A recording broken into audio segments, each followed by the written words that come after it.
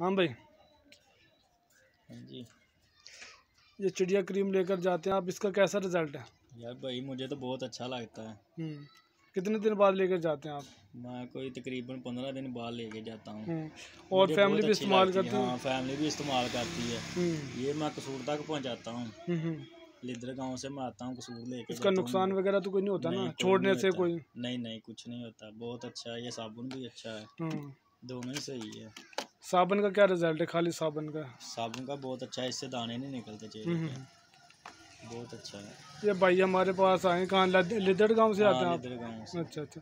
और आप कहाँ कहाँ पर बेचते हैं इसको? मैं कसूर पहुँचाता हूँ, कभी जामुन भी।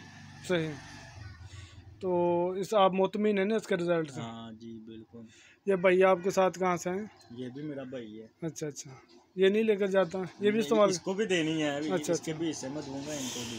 अच्छा, ये अब आपने भी क्या करना बोला, 4 से 5 मिनट इसकी मसाज करनी है साबुन की। ठीक है। मसाज करके 10 से 12 मिनट बाद एक एक कैप्सूल इसको दोनों को मिक्स करके, दोनों क्रीमों को मिक्स करके और एक एक कैप्सूल इनमें डाल लेना। ठीक है। और रिज़ल्ट इंशाल्लाह बहुत ज़बरदस्त होगा, दाने की छाइयाँ वगैरह ख़त्म हो जाएंगी। और सबसे बड़ी बात, अगर इसको छोड़ भी देंगे ना आपको नुकसान नहीं होगा, छोड़ने के बाद भी नुकसान नहीं होगा।